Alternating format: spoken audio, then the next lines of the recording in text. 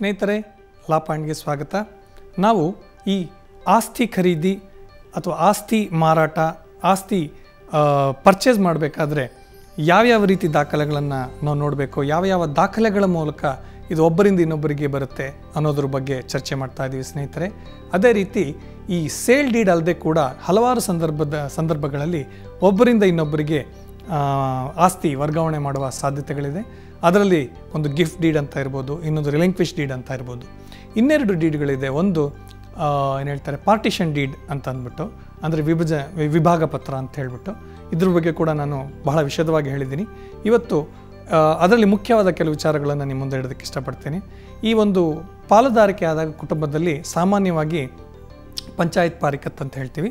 ನಾನು ಈ ಮುಂಚೆ ಹೇಳಿದಾಗೆ 1970ಕ್ಕಿಂತ ಮುಂಚೆ ಇದು ರಿಜಿಸ್ಟರ್ ಮಾಡ್ತಾ ಇಲ್ಲ. ಅವರು ಒಂದು ಪಂಚಾಯತಿ ಮುಂದೆ, ಊರ ಮುಖಂಡರ ಮುಂದೆ ಮಾಡ್ಕೋತಾ ಇದ್ದರು.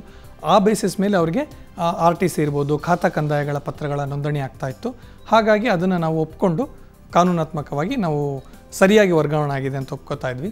ನಂತರ ಈಗ ಅದು ಕಂಪಲ್ಸರಿ ಡಾಕ್ಯುಮೆಂಟ್ಸ್ ಆಗಿದೆ. ಹಾಗಾಗಿ ಯಾವುದೇ ರೀತಿ ವಿಭಜನೆ ಆದಾಗ, ಪಾಲುದಾರಿಕೆ ಆದಾಗ ಅದು ಖಂಡಿತವಾಗ್ಲೂ ಸಬ್ ರಿಜಿಸ್ಟ್ರ್ ಆಫೀಸಲ್ಲಿ ರಿಜಿಸ್ಟರ್ ಆಗಬೇಕಾಗತ್ತೆ.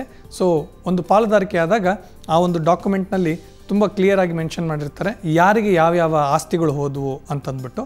ಆ ಆಧಾರದ ಮೇಲೆ ಅವರು ರೆವಿನ್ಯೂ ರೆಕಾರ್ಡ್ಸ್ನ ಬಿಲ್ಡ್ ಮಾಡಿರ್ತಾರೆ. ಅಂದರೆ ಖಾತಾ ಇರ್ಬೋದು, ಕಂದಾಯ ಇರ್ಬೋದು, ಅದನ್ನೆಲ್ಲ ಬಿಲ್ಡ್ ಮಾಡಿರ್ತಾರೆ. ಅದರ ಮೂಲಕ ಅವರು ಆಸ್ತಿಗೆ ಅಬ್ಸಲ್ಯೂಟ್ ಓನರ್ ಆಗಿರ್ತಾರೆ. ಇನ್ನು ಇವೆಲ್ಲ ನಡಿಬೇಕಾದ್ರೆ ಕೆಲವು ಸಲ ಏನಾಗಿರುತ್ತೆ ಸ್ನೇಹಿತರೆ, ಯಾವುದೋ ಒಂದು ವ್ಯಕ್ತಿ ಈ ಒಂದು ರೀತಿಯ ಪತ್ರಗಳಿಗೆ ಒಪ್ಪಿಗೆ ಕೊಡಬೇಕಾಗಿರುತ್ತೆ. ಉದಾಹರಣೆಗೆ, ತಂದೆ ಇರೋದಿಲ್ಲ ಅಂತ ತಿಳ್ಕೊಳ್ಳಿ, ತಾಯಿ ಮತ್ತು ಗಂಡು ಮಗ ಆಸ್ತಿನ ಮಾರಾಟ ಮಾಡಿರ್ತಾರೆ. ಹೆಣ್ಣು ಮಗಳಿಗೂ ಕೂಡ ಅದರಲ್ಲಿ ಹಕ್ಕಿರುತ್ತೆ. ಆದರೆ ಅವ್ರಿಗೆ ಅದರಲ್ಲಿ ಆಸಕ್ತಿ ಇರಲ್ಲ, ಅಥವಾ ಆ ಊರಲ್ಲಿ ಇರೋದಿಲ್ಲ, ವಿದೇಶದಲ್ಲಿ ಇರ್ತಾರೆ ಅಂತ ತಿಳ್ಕೊಳ್ಳೋಣ. ಅವರು ಬಂದುಬಿಟ್ಟು ಮತ್ತೆ ಬಂದಾಗ ನಾವೇನು ಮಾಡ್ತೀವಿ, ಒಂದು ಕನ್ಫರ್ಮೇಷನ್ ಡೀಡ್ ಅಂತ ಹೇಳ್ತೀವಿ. ಅಂದರೆ ಅವರು ಮತ್ತೆ ಸಬ್ ರಿಜಿಸ್ಟ್ರಾರ್ ಮುಂದೆ ಬಂದು, ಈ ರೀತಿ ನಮ್ಮ ತಾಯಿ ಅಥವಾ ನಮ್ಮ ಸಹೋದರರು ಈ ರೀತಿಯ ಒಂದು ಡೀಡ್ ಮಾಡಿದ್ರು, ಈ ರೀತಿಯ ಒಂದು ವ್ಯವಹಾರಕ್ಕೆ ನನ್ನ ಯಾವುದೇ ಒಂದು ತಕರಾರಿಲ್ಲ ಅನ್ನೋಂಥ ಅವರು ಹೇಳಿಕೆ ಕೊಡಬೇಕಾಗತ್ತೆ. ಅದು ಕನ್ಫರ್ಮೇಷನ್ ಡೀಡ್ ಅಂತ ಹೇಳ್ತೀವಿ. ಅದರಿಂದ ಈ ಒಂದು ಆಸ್ತಿ ವರ್ಗಾವಣೆ ಪಕ್ಕಾ ಆಗುತ್ತೆ. ಇದೇ ರೀತಿ ಕಾನೂನಿನ ಹಲವು ವಿಚಾರಗಳನ್ನು ತೆಗೆದುಕೊಂಡು ನಿಮ್ಮ ಮುಂದೆ ಮತ್ತೆ ಬರ್ತೀನಿ ಸ್ನೇಹಿತರೆ. ನಮಸ್ಕಾರ.